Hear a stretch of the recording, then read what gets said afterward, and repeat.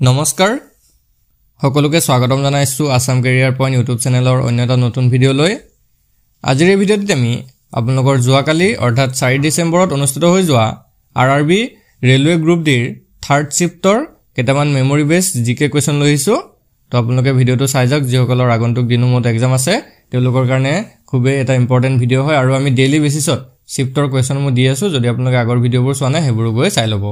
আৰু এটা কথা ইয়াতে জনাই থওঁ আমি যিবোৰ আৰআৰবি গ্ৰুপ ডিৰ পিডিএফ বনাইছিলো তাৰ পৰা বহুত কোৱেশ্চন কমন পৰিছে এক্সামত বহুত ক্যান্ডিডেট আমাক মেছেজত আৰু কমেন্টত জনাইছে তো আপোনালোকৰ যদি পিডিএফ খিন লাগে স্ক্ৰিনত দিয়া নাম্বাৰটোত আমাক কেৱল 99 টকা এটা পেমেন্ট কৰি পিডিএফ খিন লৈ ল'ব পাৰিব ঠিক আছে এতিয়া আমি কোৱেশ্চন খিনলে যাওঁ তো ফাৰ্স্ট কোৱেশ্চন তো কি কৈছে চাওক Kovinder Gupta was appointed as the Lieutenant Governor of which Union Territory in July 2025 Kovinder Guptak 2025 চনৰ জুলাই মাহত কোন কেন্দ্ৰীয় শাসিত অঞ্চলৰ লেফটেনেন্ট গভৰ্ণৰ হিচাপে নিযুক্তি দিয়া হৈছিল তো ইয়াৰ যেটো কাৰেক্ট আনসাৰ হেতু হৈছে অপচন বি লাডাখৰ লেফটেনেন্ট গভৰ্ণৰ হিচাপে নিযুক্তি দিয়া হৈছিল নেক্সট কোৱেশ্চন তো চাওক where was the 17th edition of the nomadic elephant military exercise held কোট অনুষ্ঠিত হৈছিল যাযাবৰী হাতী সামৰিক অনুশীলনৰ 17 সংখ্যক সংস্কৰণ তো ইয়াৰ যেটো কাৰেক্ট আনসাৰ হেতু হৈছে অপচন সি উলানবাটাৰ মংগোলিয়াৰ উলানবাটাৰত 17 সংখ্যক nomadic elephant military exercise অনুষ্ঠিত হৈছিল আৰু এই যেটো military exercise আছে বা যেটো সামৰিক অভিযান আছে তো ভাৰত আৰু মংগোলিয়াৰ মাজত অনুষ্ঠিত হোৱা এটা সামৰিক অভিযান হয় আৰু এটোত 31 মে 2025 ৰ পৰা 13 জুন 2025 লৈকে অনুষ্ঠিত হৈছিল ঠিক আছে এইবিলাক মনত ৰাখি থব নেক্সট শিফটত এনেকুৱা ধৰণৰ প্ৰশ্ন কিন্তু আহি যায় নেক্সট কোৱেশ্চন তো কি কৈছে চাওক what is the new national record set by Parul Chaudhary in the women's 3000 metre steeplechase মহিলাৰ 3000 মিটাৰ ষ্টিপ প্লেচত পাৰুল চৌধুৰীয়ে কি নতুন ৰাষ্ট্ৰীয় অভিলেখ গঢ়িছিল তো ইয়াৰ যেটো কাৰেক্ট আনসাৰ হেতু হৈছে option C 9 minute 12.46 second next question to sauk in which month was the 2025 Asian Athletic Championship held 2025 চনৰ এছিয়ান এথলেটিক্স চেম্পিয়নশিপ কোন মাহত অনুষ্ঠিত হৈছিল তো ইয়াৰ যেটো কাৰেক্ট আনসাৰ হেতু হৈছে অপচন সি মে মাহত অনুষ্ঠিত হৈছিল আৰু এই যেটো এছিয়ান এথলেটিক চেম্পিয়নশিপ 2025 এটো মে মাহত কোট অনুষ্ঠিত হৈছিল যদি আহি যায় তেতিয়া এটো হ'ব সাউথ কোৰিয়াৰ গুমিত অনুষ্ঠিত হৈছিল আৰু এই যেটো চেম্পিয়নশিপ হৈছিল বা যেটো ইভেন্ট হৈছিল তাত ভাৰতে টোটাল 24টা মেডেল পাইছিল এটো মনত ৰাখি থব এইবিলাক ইম্পৰ্টেন্ট পইণ্ট হয় তে নেক্সট কোৱেশ্চন তো চাওক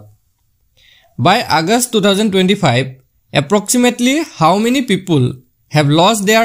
lives in India due to disasters like floods and landslide 2025 চনৰ আগষ্ট মাহলৈকে ভাৰতত বানপানী আৰু ভূমিস্খলনৰ দৰে দুৰ্যোগৰ বাবে প্ৰায় কিমান লোকে প্ৰাণ হেৰুৱাইছিল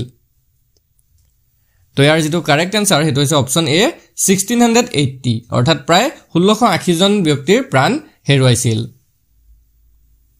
নেক্সট কোৱেশ্চন তো চাওক who was appointed as the chairman of IRDAI in September 2025 2025 চনৰ সেপ্টেম্বৰ মাহত IRDAI ৰ অধ্যক্ষ হিচাপে কাক নিযুক্তি দিয়া হৈছিল তো ইয়াৰ যেটো ৰাইট আনসাৰ হেতু হৈছে অপচন সি অজয় সেঠক নিযুক্তি দিয়া হৈছিল নেক্সট কোৱেশ্চন তো চাওক which program was started by Indian Railways in September 2025 to ensure the safety of women passengers during rail travel rail যাত্ৰাৰ সময়ত মহিলা যাত্ৰীৰ সুৰক্ষা সুনিশ্চিত কৰিবলৈ ভাৰতীয় ৰেলে 2025 চনৰ সেপ্টেম্বৰ মাহত কোনটো কাৰ্যসূচী আৰম্ভ কৰিছিল তো ইয়াৰ যেটো কাৰেক্ট আনসাৰ হেতু হৈছে অপচন সি মেৰী সাহেলী প্ৰগ্ৰাম ঠিক আছে মেৰী সাহেলী যেটো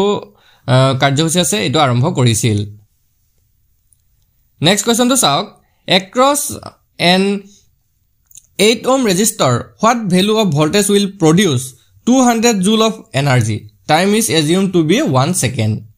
8 ohm resistor ওপৰে কিমান মান ভল্টেজৰ দ্বাৰা 200 জুল শক্তি উৎপন্ন হ'ব যদি সময়টো আমি 1 সেকেন্ড বুলি ধৰো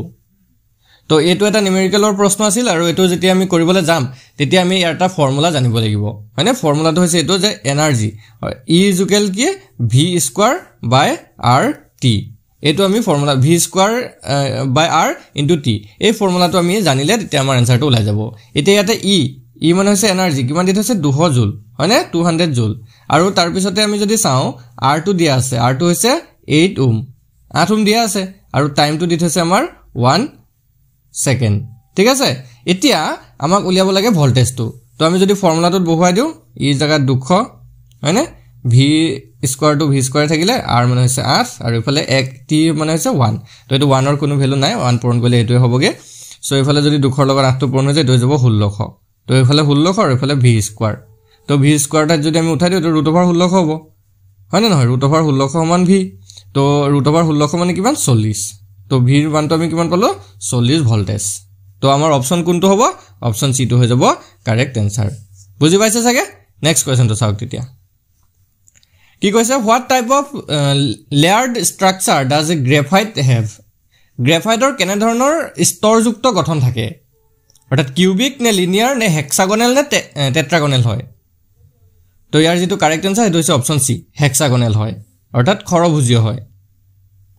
নেক্সট কোৱেশ্চনটো হৈছে what is the chemical formula of magnesium chloride magnesium ক্লোৰাইডৰ ৰাসায়নিক সূত্ৰটো কি হয় তো ইয়াৰ যেটো ৰাইট आंसर হেটো হৈছে অপচন বি MgCl2 ঠিক আছে মেগনেছিয়াম ক্লোৰাইডটো হৈছে MgCl2 নেক্সট কোৱেশ্চনটো হৈছে who received the Laureus world comeback of the year award 2025 2025 চনৰ Laureus world comeback of the year বঁটা কোনে লাভ কৰিছিল তো ইয়াৰ যেটো ৰাইট आंसर হেটো যাব অপচন বি ৰেবেকা এন্ড্ৰেড ঠিক আছে ৰেবেকা এন্ড্ৰেডে এই বঁটাটো লাভ কৰিছিল নেক্সট কোৱেশ্চনটা চাওক which type of tissue are the intestine and stomach made of অন্ত্ৰ আৰু পেট কোন ধৰণৰ কলাৰ পৰা গঠিত হয় তো ইয়াৰ যেটো ৰাইট आंसर হেটো যাব অপচন বি মাস্কুলাৰ টিস্যু অৰ্থাৎ যিবিলাক পেশী কলা আছে পেশী কলাৰ দ্বাৰা গঠিত হয় তো বন্ধুসকল আজি ভিডিওতে আমি এইখিনি কোৱেশ্চনে চালো এইখিনি কোৱেশ্চন আমি কালেক্ট কৰিব পাৰিছো যদি আপোনালোকৰ আৰু কিছুমান কোৱেশ্চন মনত থাকে তেতিয়াহলে কমেন্টত জনাব আৰু আজি ভিডিওটো ভাল লাগি থাকিলে ভিডিওটো এটা লাইক কৰি চেনেলটো সাবস্ক্ৰাইব কৰি লব আৰু যদি আপোনালোকৰ পিডিএফ কিন লাগে তেতিয়াহলে আমাক মেছেজ কৰি লৈ লব এটো আমাৰ নম্বৰ হয় 8133840965 এই নম্বৰটোত মেছেজ কৰি কেৱল 99 টকা এটা পেমেন্ট কৰিলে আপোনালোকক পিডিএফ কিনি আমি মোস্ট ইম্পৰ্টেন্ট কমন কোৱেশ্চনৰ পিডিএফ কিনি সেন্ড কৰি দিম ধন্যবাদ